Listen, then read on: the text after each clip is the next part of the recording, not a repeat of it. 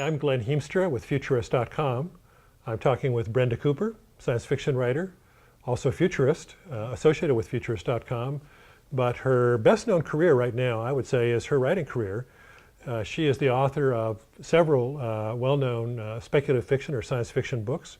She is currently the author of a series. The first in the series was called Silver Ship and the Sea, and the second in the series is called Reading the Wind. I've read them both. They're terrific. Brenda, what's the premise of these this series? I started out in order to explore genetic engineering.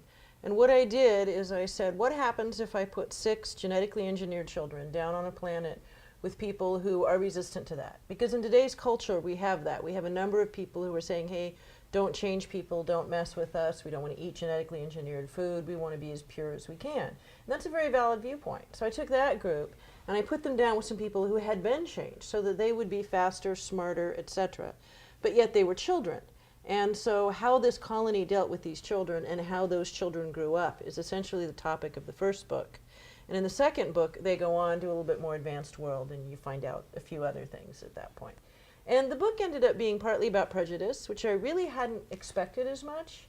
But if you think about it, we're prejudiced now against people for things as simple as race or skin color. And so what will happen when we're actually prejudiced against people for things that really are different? And the other thing it is a bit of an anti-war book, because I wrote The Silver Ship and the Sea right as we were going to the Iraq War.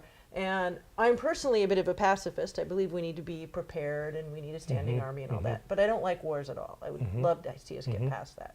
And so that's the emotional state I was in when I was writing the book. So it really does explore and talk a little bit about the cost of war, if you will. And yet conflict is a pretty big feature in these books. I mean, there Yes. is a battle, a consistent battle going on.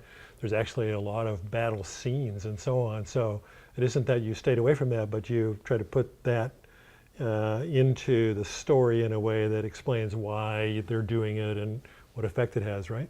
Right. Essentially, it's to show the costs of war and to show sort of the reasons that we may end up going to war are sometimes not necessarily the right ones. But in this case, just as in most wars today, both sides really believe that they're correct, that they're fighting for the right thing.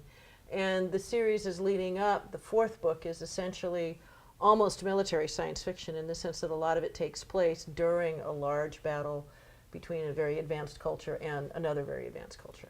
And what's the advantage of placing these stories in a colony on another planet, in another system, and so on? Why did you do that as compared to keeping them here on Earth?